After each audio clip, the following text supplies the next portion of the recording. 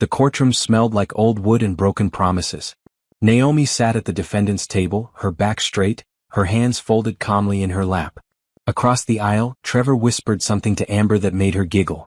The sound echoed through the quiet room like nails on a chalkboard. Judge Henderson adjusted his glasses. The dissolution of marriage between Trevor Mitchell and Naomi Mitchell is hereby granted. All terms of the settlement have been agreed upon and are final. Trevor's lawyer smiled. Trevor himself looked almost bored, like this was just another appointment. Amber squeezed his hand, her long red nails digging into his palm. She wore the diamond bracelet he'd bought with their joint credit card, the one Naomi had paid off every month for 3 years. Naomi signed the final papers without hesitation. Her signature was neat, practiced. She'd been preparing for this moment for 6 months. The court clerk collected the documents and handed copies to both attorneys. "You're free to go," the judge said. Naomi stood. She wore a simple black dress and heels that made her 5'7" frame even more imposing. Her natural hair was pulled back in a sleek bun. She looked like she was going to a business meeting, not ending a 7-year marriage. She walked toward the exit without looking back. Not at Trevor. Not at Amber. Not at the courtroom where she just legally ended the biggest mistake of her life. "Naomi, wait." Trevor called after her. She didn't stop. Outside the courthouse, the afternoon sun was bright and unforgiving. Naomi descended the stone steps with measured confidence. Trevor and Amber followed her out, their footsteps quick and eager. "Naomi, come on," Trevor said, jogging to catch up. "We should talk about logistics. The house, the utilities, all that." Naomi reached the sidewalk and stopped. For a moment, Trevor thought she might actually engage. Amber stood beside him, her arm linked through his, her expression smug. "You're going to be okay, right?" Amber asked, her voice dripping with fake concern. "I mean, financially?" Trevor said, "You might struggle on your own." Naomi looked at Amber for the first time since entering the courthouse. Her gaze was cool, almost clinical. Then she looked at Trevor. His hair was freshly cut. His suit was new, another purchase on the credit card she'd paid off. He still had that same cocky smile he'd worn when they first met. She didn't say a word. A black limousine turned the corner and pulled up to the curb directly in front of her. It was sleek and expensive, with tinted windows so dark you couldn't see inside. The chrome detailing gleamed in the sunlight. Trevor's smile faltered. "What's this?" A driver stepped out from the front seat. He was a tall black man in his 50s, wearing a perfectly tailored charcoal suit and white gloves. He walked around the car with practiced grace and opened the rear passenger door. "Miss Hartley," he said with a slight bow. Naomi smiled, a real smile, warm and genuine. "Thank you, Bernard." She slid into the back seat without hesitation. Through the open door, Trevor caught a glimpse of cream leather interior, polished wood panels, and a bottle of champagne resting in an ice bucket. Someone was already inside, a man in an expensive suit, his face partially hidden in shadow. Bernard closed the door with a solid, final thud. He returned to the driver's seat, and the limousine pulled away from the curb smoothly, silently. Trevor stood frozen on the courthouse steps. Amber's mouth hung open. "Who the hell was that?" Amber asked. Trevor didn't answer. He couldn't. He watched the limousine disappear down the street, his mind racing. Naomi had never mentioned knowing anyone who rode in cars like that. She'd never mentioned having money. She'd always been so careful with finances, always talking about budgets and savings. "Trevor?" Amber tugged on his sleeve. "Who was that man in the car?" "I don't know," Trevor said quietly. For the first time since he'd started his affair, a cold feeling of dread settled in his stomach. Naomi had walked away from their marriage like it was nothing. No tears. No anger. No begging. And now she was riding away in a limousine that probably cost more than his yearly salary. "Maybe it's just a friend giving her a ride," Amber said, but her voice was uncertain. Trevor's phone buzzed. A text from his credit card company, payment overdue. $4,200 balance. He'd been counting on Naomi to pay it off like she always did. She always handled their finances, always made sure everything was covered. "Come on," Amber said, pulling him toward her beat-up Honda Civic in the parking lot. "Let's go celebrate. We're finally free." But Trevor couldn't shake the image of Naomi sliding into that limousine like she owned it. Like she belonged there. Like she'd been waiting for this moment all along. What did he really know about his ex-wife? And what had he just lost? 3 years before the divorce, Naomi sat in her grandmother's hospital room, holding the old woman's frail hand. Dorothy Hartley had lived 93 years with dignity and grace. Now, in her final hours, she wanted to make sure her granddaughter understood what was coming. The trust fund, Dorothy whispered, her voice weak but clear. You can access it when you turn 30. $12 million. But Naomi, you listen to me. Naomi leaned closer. I'm listening, Grandma. Don't tell that husband of yours. Not yet. I don't trust him. Grandma, Trevor's a good man. He married you without asking about your family. He doesn't know the Hartley name means anything. That tells me he doesn't care about where you come from. Dorothy squeezed her granddaughter's hand with surprising strength. Promise me you'll wait. See who he really is before you share this with him. Naomi promised, though at the time she thought her grandmother was being paranoid. Dorothy died that night. At the funeral, Trevor complained about taking time off work. He didn't understand why Naomi needed a full week to grieve. He'd never met Dorothy, always had some excuse when Naomi suggested visits. The reading of the will happened on a Tuesday. Naomi went alone, telling Trevor it was just formalities. The lawyer, an elderly man named Mr. Pemberton, laid out everything in his office. Your grandmother's estate is quite substantial, he said, sliding papers across his desk. The primary asset is a trust fund established in 1975. Current value, $12,400,000. You can access it now that you're 30. Naomi's hands trembled. $12 million? Your grandmother was very wise with investments. The Hartley family made their fortune in textiles and real estate in the 1920s. Your grandmother preserved and grew that wealth carefully. Mr. Pemberton folded his hands. She left specific instructions. She wanted you to be independent before accessing these funds. She wanted you to know your own strength first. Naomi thought about Trevor at home, probably playing video games, completely unaware that his wife had just inherited more money than he'd make in 3 lifetimes. What should I do? She asked. That's entirely up to you, Mr. Pemberton said. But your grandmother also left advice. She said to invest in real estate. Property can't lie to you, she said. It can't cheat on you. It's solid ground beneath your feet. Naomi left the lawyer's office with a certified check and a head full of thoughts. She drove home slowly, trying to process everything. $12 million. Financial freedom. The ability to do anything she wanted. She pulled into the driveway of their modest 3-bedroom house. Trevor's car was already there. She sat in her vehicle for a long moment, staring at their home. They'd been married for 4 years. They were comfortable, happy enough. Trevor worked in sales for a medical supply company. She was a corporate accountant at a mid-sized firm. They had plans to start a family soon. Inside, Trevor was on the couch with a beer watching a basketball game. Hey babe, he said without looking away from the screen. How'd it go? Fine, Naomi said. Just paperwork stuff. Your grandma leave you anything good? Maybe some jewelry you could sell? Naomi's stomach tightened. Just some personal items. Photo albums, her wedding ring. That's it? I thought rich old ladies always had money hidden somewhere. Trevor laughed. Guess not, huh? Naomi went to their bedroom and sat on the bed. She thought about her grandmother's warning. She thought about how Trevor had just assumed there was no money. She thought about how quickly he'd suggested selling jewelry. She opened her laptop and started researching real estate investment strategies. By midnight, she'd found 3 apartment buildings for sale in the city. By the end of the week, she'd hired a financial advisor and a real estate attorney, both sworn to confidentiality. She told Trevor she was working late more often. Really, she was viewing properties, meeting with contractors, learning the business. She created an LLC under her grandmother's maiden name, Hartley Holdings. All correspondence went to a P.O. box Trevor didn't know about. 6 months after her grandmother's death, Naomi purchased her first apartment building. 15 units, fully rented, steady income. Trevor never knew. She kept their joint checking account normal, contributing her regular paycheck. The real money stayed separate, growing, building something Trevor couldn't see. At night, she lay beside her husband and wondered if her grandmother had been right to warn her. Trevor seemed fine. He wasn't perfect, but who was? He forgot anniversaries sometimes and didn't help much around the house, but he wasn't cruel. He was just ordinary. Then again, Dorothy Hartley hadn't built a fortune by trusting ordinary men. Naomi decided to wait and watch. If Trevor was the man she thought he was, she'd eventually share everything. If not, well, she'd have options. She never imagined she'd need those options so soon. 6 months before the divorce, Naomi noticed the changes. Trevor started showering the moment he got home from work instead of collapsing on the couch like usual. He bought new cologne, something expensive she didn't recognize. He joined a gym and went religiously every evening, even though he'd always said working out was boring. "I just want to get healthier," he said when she asked about the sudden fitness obsession.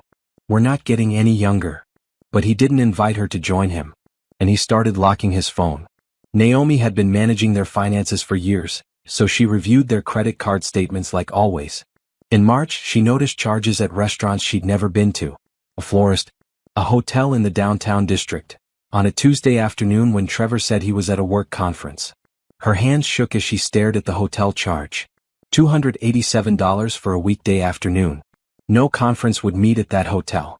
It was the kind of place people went for privacy. She wanted to be wrong. She wanted there to be an explanation. So she said nothing and paid the bill like always. But she started paying attention. Trevor's phone buzzed constantly. He'd grab it quickly, read messages with a little smile, then delete them. When Naomi walked into a room, he'd flip his phone face down. At night, he'd take it to the bathroom when he showered. "Who keeps texting you?" she asked one evening. "Just work stuff," he said casually. "You know how it is." But Naomi did know. She worked in corporate accounting. Work emails didn't make people smile like that. Work texts didn't need to be hidden. She gave him chances to tell the truth. She asked about his day, his coworkers, his projects. He lied smoothly every time. The lies came so easily that Naomi realized this wasn't new. He'd probably been lying about small things for years and she just never noticed. On a Wednesday in April, Naomi made a decision. She called a private investigator named Jerome Harris. He came recommended by Patricia Okonkwo, the divorce attorney Naomi had consulted months earlier when she was setting up her business LLC. Jerome was a former police detective, now in his 60s, with gray hair and kind eyes. They met at a coffee shop far from Naomi's neighborhood.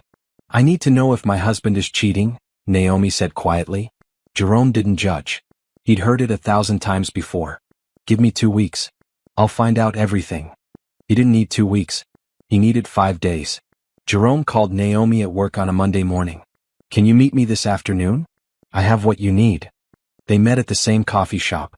Jerome slid a manila folder across the table. Naomi's heart pounded as she opened it. Photos. Dozens of them. Trevor and a woman with long blonde hair and too much makeup. Kissing in a parking lot. Holding hands at a restaurant. Entering that same hotel. 3 different visits captured on camera. "Her name is Amber Rodriguez," Jerome said gently. "She's a receptionist at your husband's company. They've been seeing each other for about 8 months based on what I could track." 8 months. Naomi's vision blurred. "There's more," Jerome said. He slid another stack of papers across the table. "These are his credit card statements for the past year. I have a contact who could access them. That bracelet she's wearing in the photos? $1,500. The perfume? $300. Lingerie purchases, dinner dates, weekend trips, all on your joint credit card." Naomi did the math in her head. Trevor had spent over $20,000 on his affair. Money she had earned and paid off every month while he bought gifts for another woman. "Here's the text message logs," Jerome continued. "My contact pulled them from the phone company. You'll want to read these when you're alone." Naomi took the folder home that night after Trevor left for his gym session. She sat at the kitchen table and read every message. The things they said about her made her stomach turn. Trevor called her boring, uptight, too focused on work. Amber called her the obstacle and the wife. They joked about how clueless Naomi was, how she had no idea what was happening right under her nose. In one message Trevor wrote, "She'll be devastated when I leave her. But honestly, I can't wait to be free." Amber replied, "She'll probably beg you to stay. They always do." Naomi closed the folder. She didn't cry. She didn't scream. She felt something colder than anger settle in her bones. They thought she'd beg. They thought she'd be devastated. They thought she needed Trevor. They had no idea who she really was. Naomi opened her laptop and reviewed her real estate portfolio. 3 apartment buildings now worth a combined $18 million. Monthly rental income, $95,000. Her trust fund had grown to $14 million through careful investments. She pulled up her bank account statements. Her personal wealth, hidden from Trevor this entire marriage, totaled $32 million. Naomi picked up her phone and called Patricia Okonkwo. "I'm ready to file," she said. "And I want him to get nothing." While Trevor continued his affair, believing Naomi was clueless, she built an empire in the shadows. Every evening when Trevor left for the gym, Naomi attended property viewings, contractor meetings, and investment consultations. She told Trevor she was working late on a big project at her accounting firm. He barely listened when she talked about work anyway. By July, Hartley Holdings owned 5 properties, 3 apartment buildings, 1 commercial office space, and a small shopping plaza. Her property manager, a sharp woman named Simone Crawford, handled the day-to-day operations while Naomi focused on acquisitions and strategy. "You have an eye for undervalued assets," Simone told her during one of their weekly meetings. "These properties are going to triple in value over the next 5 years. Naomi smiled. "My grandmother taught me that land and buildings don't lie. They're solid." "Unlike some people," Simone said, glancing at the photo on Naomi's phone screen. Her wallpaper still showed her and Trevor from their wedding day. Naomi had told Simone about the affair. She had to tell someone, and Simone had proven trustworthy. The older woman had been through her own divorce years ago. "When are you going to confront him?" Simone asked. "When everything is in place," Naomi said. "I won't give him a chance to hide assets or claim he deserves any of this. I need my legal protection airtight." That's when Naomi intensified her work with Patricia Okonkwo. The attorney was a powerhouse, a Nigerian immigrant who'd built one of the most successful family law practices in the state. She wore bold colors and spoke with absolute confidence. "Your prenuptial agreement is your shield," Patricia explained, reviewing the document Trevor had insisted they sign before marriage. "He wanted to protect his assets in case you made more money than him. Ironic, isn't it?" "Very," Naomi said. "Everything you inherited or earned separately stays separate. He gets nothing from Hartley Holdings. The house you're living in, you've been paying the mortgage from a separate account, correct?" "For the past 2 years, yes. I diverted funds from my real estate income to cover it. Trevor thinks his paychecks are covering it, but I've been depositing his contributions into a savings account he doesn't know about." Patricia grinned. "That house is yours then. He'll have to move out." They spent weeks preparing. Patricia gathered all the evidence of Trevor's affair, his financial irresponsibility, and his violations of their prenuptial agreement. Jerome provided additional documentation, hotel receipts, restaurant bills, even a recording of Trevor telling a coworker about his plans to divorce Naomi, "Once I figure out how to keep the house." In August, Naomi purchased her 6th property, a luxury apartment building with a penthouse unit. She had the penthouse furnished in secret. Custom furniture, modern art, a kitchen with top-of-the-line appliances. It was her escape plan, ready when she needed it. Trevor noticed nothing. He was too busy with Amber. Naomi watched him lie to her every day. He'd kiss her goodbye in the morning, tell her he loved her, then spend his lunch break texting his mistress. She saw everything now, every deception, every fake smile. "Doesn't it hurt?" Simone asked during one of their meetings. "Living with him while knowing?" "No," Naomi said honestly. "I stopped loving him the moment I read those text messages. Now he's just a problem I'm solving." By September, Naomi's portfolio was worth $38 million. Her monthly income from rent exceeded $200,000. She'd also started a charitable foundation in her grandmother's name, planning to fund educational programs for young women. Trevor came home one night bragging about a bonus at work. $5,000, baby. We should take a trip or something." Naomi smiled. "That's great, honey." She'd made $5,000 that afternoon in rental income alone. But she let him have his moment. "I'm thinking we should start trying for a baby soon," Trevor said, sitting beside her on the couch. "We're not getting younger." Naomi's stomach turned.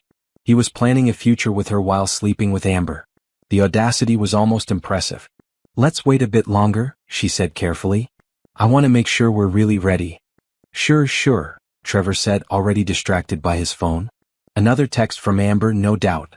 That night, Naomi lay awake beside her sleeping husband. She felt no sadness anymore. Just determination. October arrived with cooler weather. Naomi scheduled the confrontation for a Sunday evening. Everything was ready, the divorce papers prepared, her new penthouse furnished, her bank accounts separated, her evidence organized. She'd given Trevor 7 years of her life. 7 years of loyalty, of paying bills he didn't contribute to, of building a home while he tore it apart behind her back. Now she was taking back her power. And Trevor had no idea what was coming. The Sunday evening Naomi had chosen was unremarkable, cool October air, quiet neighborhood, nothing special. Trevor was in the living room watching football, a beer in hand, completely relaxed. Naomi walked in and turned off the television. "Hey," Trevor protested. "The game's on." "We need to talk," Naomi said. She placed a manila folder on the coffee table between them. Trevor's expression shifted from annoyance to confusion. What's this about? Open it. He reached for the folder slowly like it might bite him. Inside were the photos. Him and Amber kissing, holding hands, entering hotels. His face went pale. Naomi, I can explain. Don't. Her voice was calm, almost detached. There's more. She pulled out the credit card statements with charges highlighted in yellow. Every gift, every dinner, every hotel room. $23,000 over 8 months. The text messages are in there too, she continued. All the times you called me boring. All the times you and Amber laughed about how clueless I was. All your plans to leave me once you figured out how to keep the house. Trevor's hands shook as he flipped through the evidence. Baby, listen, it's not what it looks like. It's exactly what it looks like. He stood up, his shock turning to anger. You had me followed? You invaded my privacy? You used our money to buy gifts for your mistress. You lied to me every single day. But sure, let's talk about privacy. Trevor ran his hands through his hair. His phone buzzed on the coffee table. Amber's name flashed on the screen. He ignored it. Okay, yes, I made mistakes, he said, switching tactics. But we can work through this. Marriage counseling, whatever you want. I'll end things with her right now. I want a divorce. The words hung in the air. Trevor stared at her like she'd spoken a foreign language. You don't mean that, he said. I've already filed the papers. You'll be served tomorrow at work. Trevor's face turned red. You can't just, Naomi, be realistic. You can't afford this house on your own. Your job doesn't pay that well. You need me. Naomi almost laughed. Do I? Yeah, you do. Who's going to help with bills? Who's going to? He gestured around their home. You think you can maintain all this alone? You're going to struggle and you'll come crawling back. I won't. You will, Trevor said, his voice cruel now. And I might not take you back. You're not exactly a prize, Naomi. You're 32, you work all the time, you're boring as hell. Amber's fun. She's exciting. She actually wants to spend time with me. Then go be with her. Maybe I will. Trevor grabbed his phone and his keys. You know what? Fine. You want to do this? We'll do this. But don't come crying to me when you can't pay your rent in some crappy apartment. He stormed toward the door, then turned back. You're making a huge mistake. You'll never find anyone better than me. Naomi met his eyes. I already have. It was a lie, she wasn't seeing anyone, but Trevor didn't need to know that. His face twisted with confusion and rage. He slammed the door on his way out. Naomi listened to his car peel out of the driveway. Then she pulled out her phone and called her moving company. I need you to come tomorrow morning. I'm relocating to my penthouse. That night, she packed her personal belongings. Clothes, photos from before Trevor, her grandmother's jewelry, important documents. She left behind everything they'd bought together. She didn't need any of it. By dawn, the moving truck arrived. Professional movers loaded her boxes efficiently. Naomi took one last look at the house she'd been paying for while Trevor thought he was the provider. Then she locked the door and left her keys on the kitchen counter. The penthouse was on the 20th floor of her newest building, with floor-to-ceiling windows overlooking the city. Modern furniture, a chef's kitchen, a master suite with a bathroom bigger than most bedrooms. This was hers. Actually hers. Trevor got served with divorce papers at his office that Monday. According to Jerome, who still had contacts at Trevor's company, he'd thrown the papers across the room and stormed into his boss's office demanding time off. He was denied. He called Naomi 73 times that day. She blocked his number. He showed up at her old address that evening, the house she'd left. He pounded on the door, but she wasn't there. A neighbor told him she'd moved out. Trevor's confusion must have been spectacular. He tried her office. Security wouldn't let him past the lobby. Finally, he sent an email. Naomi, please. We need to talk about the settlement. Be reasonable. We can work this out. Naomi forwarded the email to Patricia without responding. He has no idea what's coming, does he? Patricia said during their phone call. None, Naomi confirmed. Good, Patricia said. Let's keep it that way until the court date. The settlement conference happened 3 weeks after Trevor was served. He walked into Patricia's office expecting a negotiation. Instead, he got a demolition. Patricia's conference room was pristine. Glass table, leather chairs, walls lined with law books. Trevor sat across from Naomi with his attorney, a young guy named Craig who looked fresh out of law school and completely overwhelmed. Let's get started, Patricia said, opening a leather portfolio. My client is seeking a clean dissolution of marriage with division of assets according to the prenuptial agreement signed in 2016. Craig cleared his throat. My client believes the prenuptial agreement should be renegotiated. 7 years of marriage entitles him to. Your client is entitled to nothing, Patricia interrupted smoothly. The prenuptial agreement is ironclad. It was reviewed by independent counsel before signing. Your client insisted on it, actually. She slid a document across the table. His email to Ms. Mitchell, dated March 2016, we should both protect our assets in case one of us becomes more successful. He was quite adamant. Trevor's jaw tightened. I didn't think she'd actually use it against me. That's not how legal contracts work, Patricia said. Now let's review the assets. The marital home at 847 Birchwood Drive. That's half mine, Trevor said quickly. Patricia smiled. It wasn't a nice smile. Actually, it's not. Ms. Mitchell has been solely responsible for the mortgage payments for the past 2 years. We have bank statements proving this.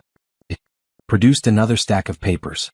You believed you were contributing, but your deposits went into a separate savings account. The mortgage was paid from Ms. Mitchell's personal funds. Trevor's face went red. That's not possible. I watched her pay the bills. You watched her manage finances, Patricia corrected. You never actually verified where the money came from. The house is Ms. Mitchell's separate property. You have 30 days to vacate. 30 days? Where am I supposed to go? That's not our concern, Patricia said. Moving on, joint credit card debt totaling $23,000. Craig jumped in looking relieved. That should be split equally. Normally, yes, Patricia agreed. However, we've documented that Mr. Mitchell accrued this debt through an extramarital affair. Hotel rooms, gifts, dinners, all for his mistress, Ms. Amber Rodriguez. She slid photos across the table. Adultery negates his claim to equal debt division. Ms. Mitchell has already paid off these cards. Mr. Mitchell will reimburse her the full amount. $23,000. Trevor stood up. This is insane. You can't. Sit down, Mr. Mitchell, Patricia said calmly. We're not finished. Craig put a hand on Trevor's arm, urging him back into his seat. Trevor sat, his face a mixture of rage and panic. Bank accounts, Patricia continued. Ms. Mitchell will retain her personal accounts. The joint checking account, currently holding $1,200, will be split equally. That's it, Trevor said. $600? You've been spending considerably more than you've been earning, Patricia noted. Ms. Mitchell covered the shortfall. You're fortunate she's not seeking reimbursement for years of financial support. Trevor looked at Naomi for the first time since entering the room. You're really doing this? You're going to leave me with nothing? Naomi's expression didn't change. You left yourself with nothing. Your retirement account remains yours, Patricia told Trevor. Approximately $41,000. Ms. Mitchell has no claim to it. What about her retirement? Trevor demanded. Ms. Mitchell's retirement accounts are her separate property, established before the marriage. The prenuptial agreement is clear on this. Trevor turned to Craig desperately. Do something. Craig looked at his notes, then at the prenuptial agreement, then at Patricia's evidence. Mr. Mitchell, she's right. The agreement you signed protects her separate assets. And the affair, it compromises your position significantly. This is because I cheated? One mistake and she gets everything? 8 months isn't a mistake, Naomi said quietly. It's a choice you made every single day. Trevor's phone buzzed. He glanced at it, Amber calling again. He declined the call. There's one more thing, Patricia said. Ms. Mitchell is willing to waive the $23,000 debt reimbursement on one condition. Trevor leaned forward, grasping at hope. What condition? You sign these papers today and never contact Ms. Mitchell again. No calls, no texts, no emails, no showing up at her home or workplace. A clean break. And if I don't agree? Then we go to court where all of this becomes public record, Patricia said. Your employer will learn you violated company policy by having an affair with a subordinate. Ms. Rodriguez is a receptionist. You're in management. That's a fireable offense. Your friends and family will learn the details of your infidelity. And you'll still end up with the same settlement, but you'll owe the $23,000 plus legal fees. Craig whispered something to Trevor. Trevor closed his eyes, defeated. Where do I sign? He asked. Patricia slid the divorce decree across the table. Trevor signed with shaking hands. Naomi signed her name next to his. Calm, steady, final. The court will finalize this in 60 days, Patricia said. Mr. Mitchell, you have 30 days to vacate the property. Ms. Mitchell will not be present during your move. Leave your keys on the kitchen counter when you're done. Trevor stood without another word and walked out. Craig gathered his papers and followed, apologizing to Patricia for wasting her time. When they were gone, Patricia turned to Naomi. How do you feel? Free, Naomi said. And she meant it. 3 months after the divorce was finalized, Naomi sat in a conference room at the Chicago Hilton, surrounded by real estate developers and investors. The National Commercial Real Estate Summit was the biggest industry event of the year, and Hartley Holdings had been invited to present. Naomi stood at the podium, a slideshow behind her showing her portfolio, 8 properties now worth $45 million combined. She wore a navy blue suit, her natural hair in elegant locks, her confidence radiating through the room. Affordable housing isn't just good ethics, she told the audience. It's good business. The demand is there. The need is there. And investors who recognize this early will dominate the market for decades. The applause was genuine. After her presentation, at least a dozen people approached her with business cards and partnership proposals. One of them was Darius Whitmore. He was tall, maybe 6'3", with dark brown skin, a closely trimmed beard touched with gray, and eyes that actually focused when he listened. He wore an expensive suit but no wedding ring. Impressive presentation, he said, extending his hand. Darius Whitmore, CEO of Whitmore Development Group. Naomi knew the name. Whitmore Development was a national firm worth billions, specializing in large-scale mixed-use properties. Thank you, she said, shaking his hand. I'm familiar with your work. The Renaissance Plaza in Atlanta is stunning. You've been there?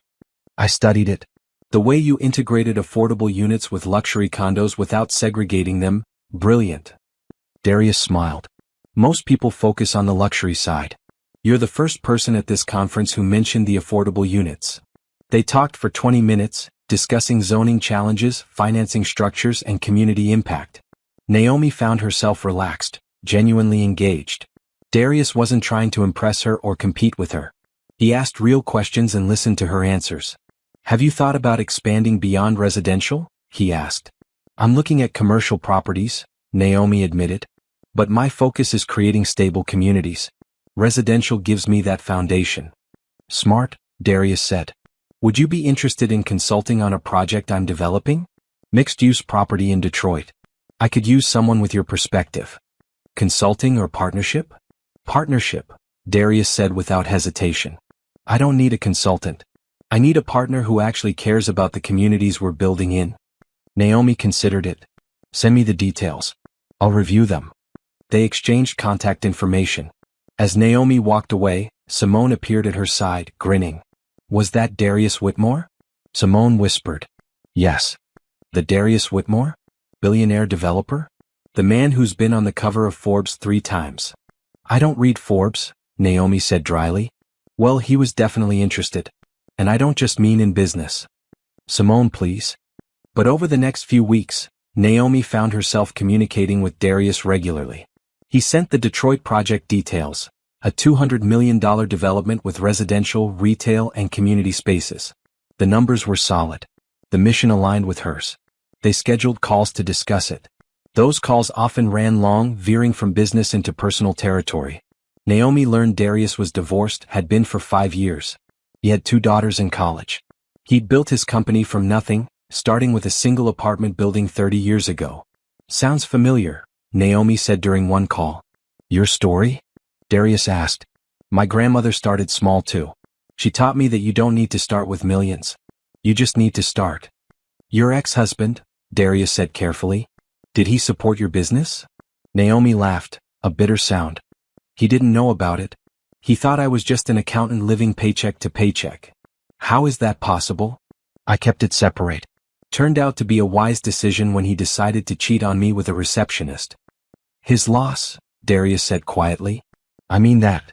Something in his tone made Naomi's heart skip. She changed the subject back to the Detroit project.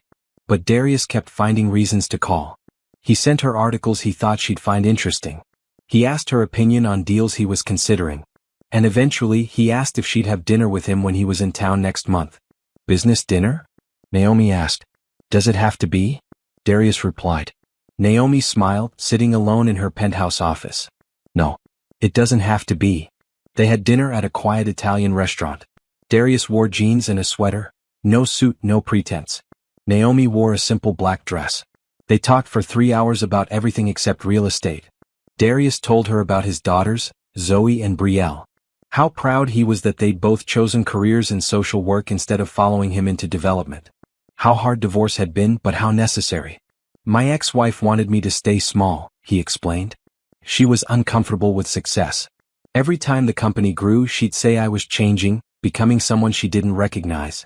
Eventually I realized she didn't want me to grow. She wanted me to stay the same person I was at 25.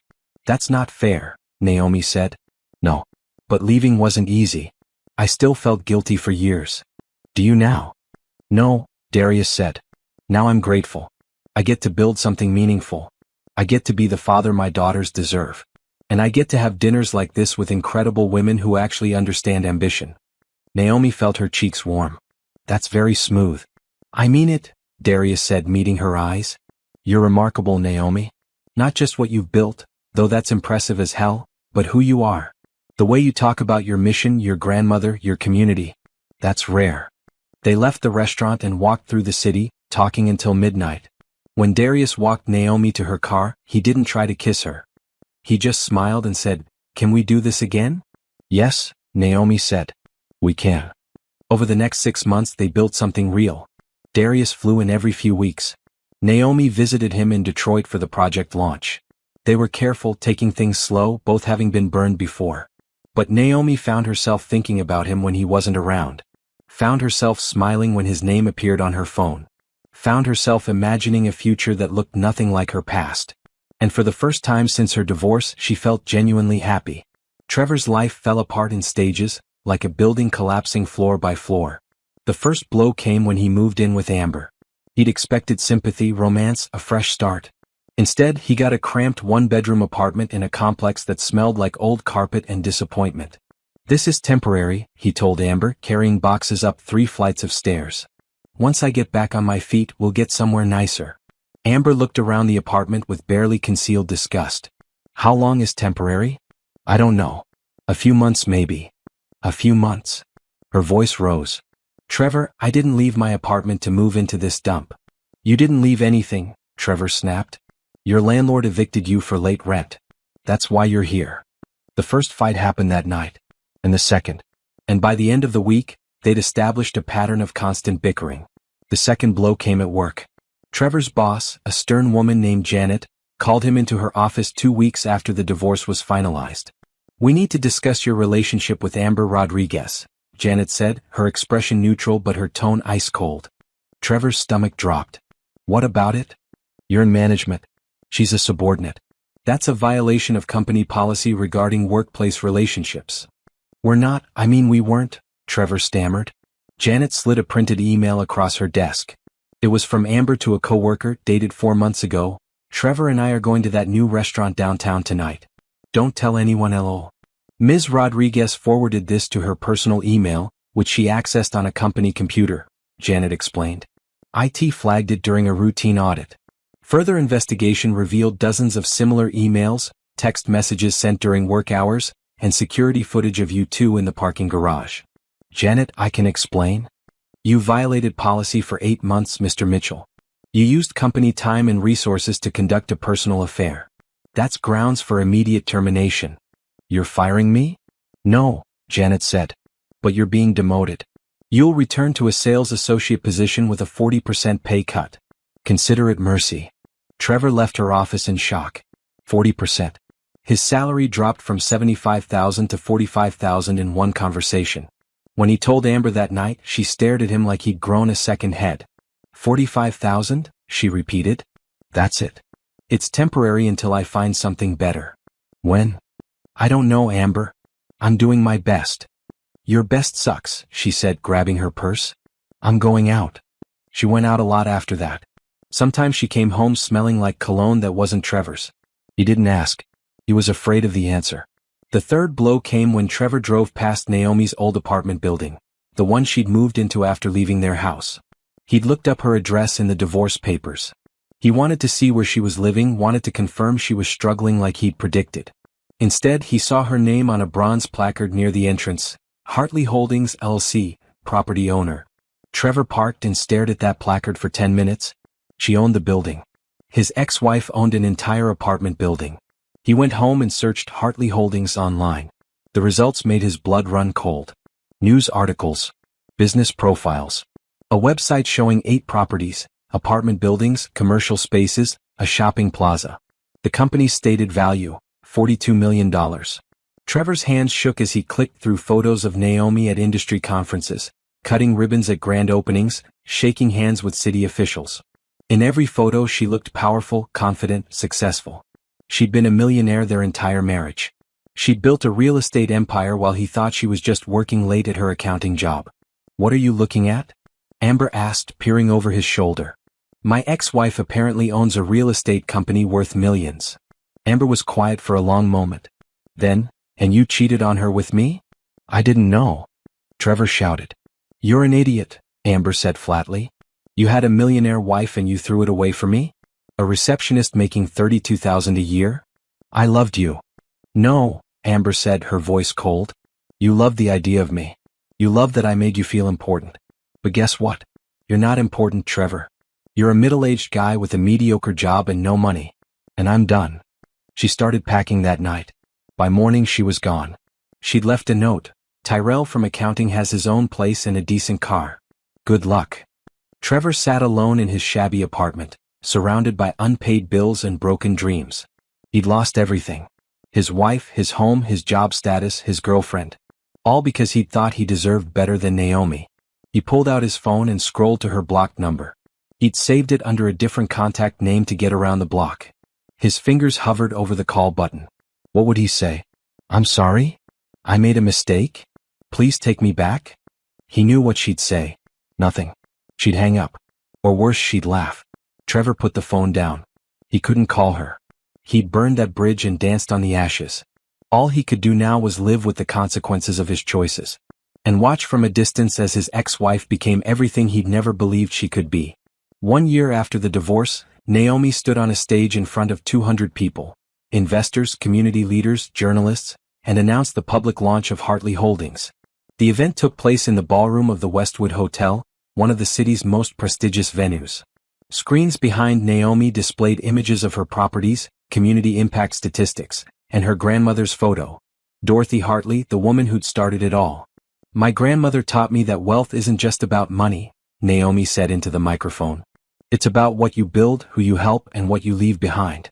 Hartley Holdings isn't just a real estate company. It's a legacy." She detailed her plans. 10 new affordable housing developments over the next 5 years, partnerships with local schools to provide financial literacy programs, and a scholarship fund for young women pursuing careers in business and real estate. "We're committing $50 million to these initiatives," Naomi announced. The room erupted in applause. Cameras flashed. Reporters scribbled notes. After the presentation, Naomi did interviews with 3 major business publications. She talked about her grandmother, her vision, and her strategy. She didn't mention Trevor once. He wasn't part of her story anymore. Darius was there, standing at the back of the room, watching with obvious pride. When the reporters finally left her alone, he approached with a champagne flute. "You were incredible," he said, handing her the glass. "I was terrified," Naomi admitted. "Didn't show. You looked like you've been doing this your whole life." "Maybe I have," Naomi said. "I just didn't know it yet." They clinked glasses. Around them, investors and community leaders mingled, networking, making deals. Simone was in her element, schmoozing with potential partners. Patricia Okonkwo was there too, having invested in Hartley Holdings herself. "This is your moment," Darius said quietly. "How does it feel?" "Like I'm finally exactly where I'm supposed to be." The launch made waves. By the end of the week, Naomi's face was on the cover of Regional Business magazine with the headline, "The Hidden Millionaire, How One Woman Built a Real Estate Empire in Secret." The article told her story, or the part she chose to share. Her grandmother's legacy. Her strategic investments. Her vision for affordable housing. The writer called her a force of nature in designer heels. Trevor saw the magazine at a newsstand. He was walking home from his sales job, exhausted and broke, when the cover caught his eye. Naomi's face, confident and beautiful, staring out at him. He bought the magazine and read it on a bench outside a coffee shop he couldn't afford to enter. Every word was a knife. When asked about her personal life, Ms. Hartley Mitchell, who has reverted to her maiden name, spoke warmly about her late grandmother but declined to discuss her recent divorce. "That chapter is closed," she said. "I'm focused on building something that matters." The article mentioned her partnership with Whitmore Development Group. It showed photos of Naomi and Darius at the Detroit project groundbreaking, standing close, both smiling. Trevor's new girlfriend, a cashier at a grocery store where he shopped, walked by and saw him reading. "Isn't that your ex-wife?" she asked. "Yeah," Trevor said numbly. "She's really successful." "What does she do?" "She owns a real estate empire worth $50 million. His girlfriend stared at him. "And you divorced her?" "She divorced me," Trevor corrected. "Why?" Trevor couldn't answer that. Couldn't admit he'd cheated, that he'd thrown away the best thing in his life for someone who'd left him the moment his money dried up. "It's complicated," he finally said. His girlfriend shrugged and kept walking. Trevor sat on that bench for another hour, reading the article over and over, torturing himself with what he'd lost. Naomi never thought about Trevor anymore. She had no idea he'd seen the magazine or that he spent his nights scrolling through news articles about Hartley Holdings, watching his ex-wife's success from a distance. She was too busy actually living, building, growing, creating something bigger than revenge, bigger than anger, bigger than anything Trevor had ever imagined she could be. And in the quiet moments, when she and Darius talked late into the night about their next project or their dreams for the future, Naomi realized something profound. The best revenge really was living well. She'd won. Not because Trevor had lost, but because she'd found herself. 2 years after the divorce, Naomi received an invitation to the annual Youth Education Gala, the city's most prestigious charity event. 500 guests, black tie dress code, and an audience full of the region's most influential people.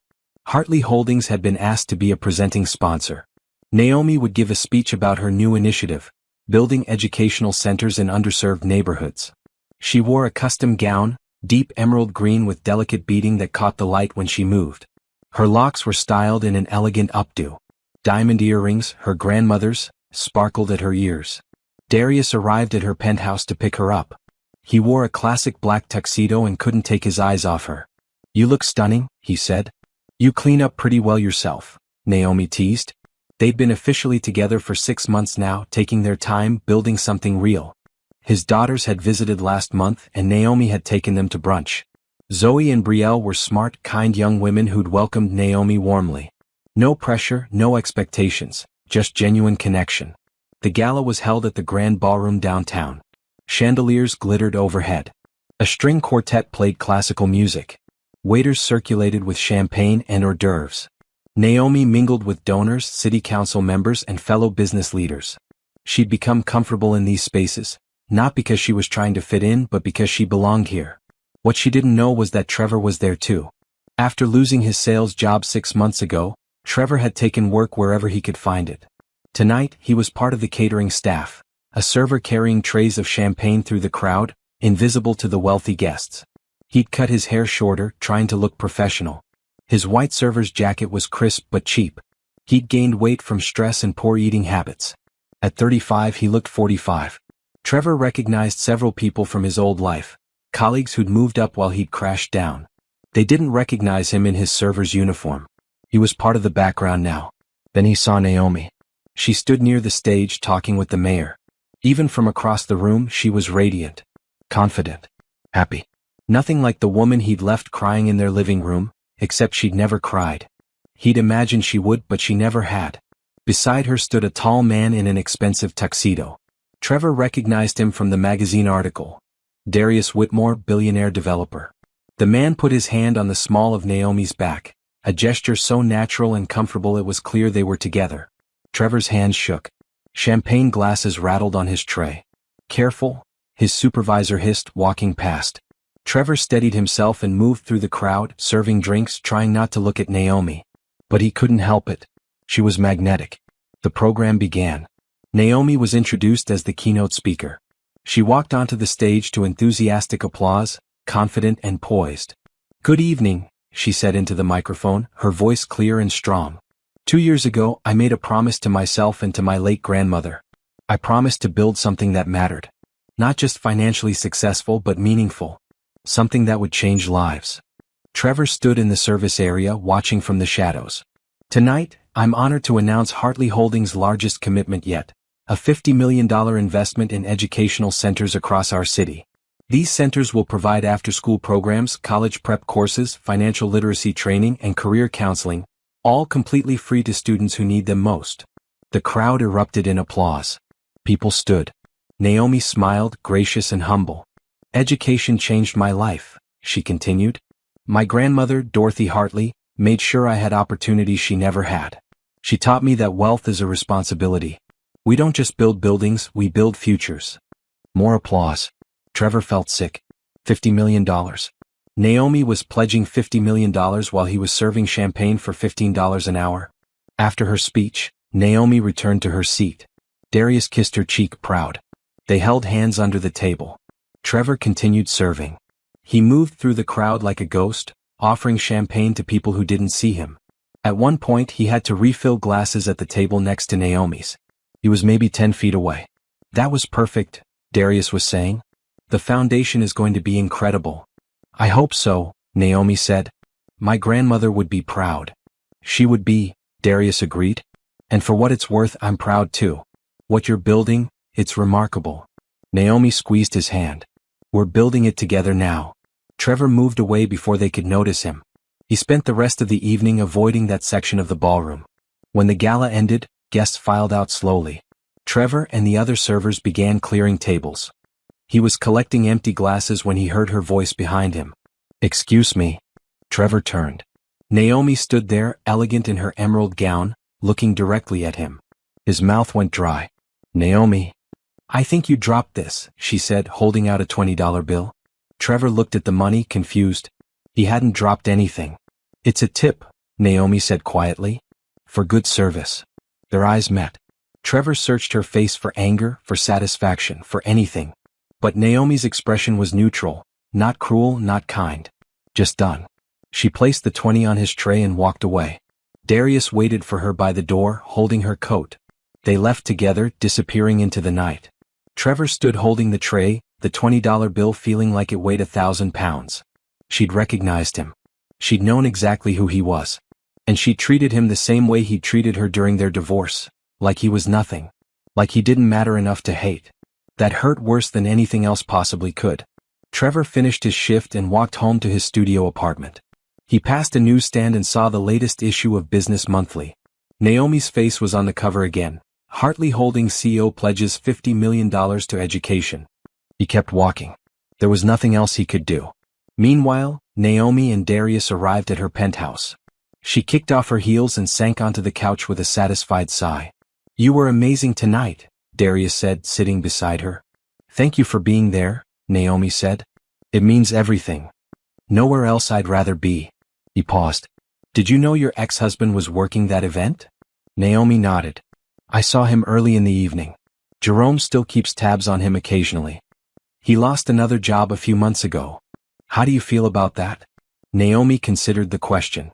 2 years ago, she might have felt satisfaction at Trevor's struggles. Now she felt nothing. I feel free, she said finally. He's not my problem anymore. He's not my responsibility. He made his choices. I made mine. No regrets. Only that I didn't leave sooner. Naomi smiled. But then again, if I had, I might not have built all this. I might not have met you. Darius pulled her close. Everything happens for a reason? Maybe. Or maybe we just make the best of what happens to us. They sat in comfortable silence, looking out at the city lights below. Naomi thought about her grandmother, about the trust fund, about the empire she'd built from pain and determination. She thought about Trevor serving champagne in the background while she pledged $50 million to change lives. She'd won. Completely, totally, absolutely won. Not because Trevor had lost, but because she'd become someone who didn't need revenge. Someone who'd turned betrayal into purpose. Someone who'd built a legacy that would outlast any marriage. Naomi fell asleep that night in Darius's arms, in her penthouse that she owned, in a life she'd created entirely on her own terms. And in that moment she realized the truth. The best revenge wasn't making Trevor suffer. The best revenge was forgetting he'd ever mattered at all.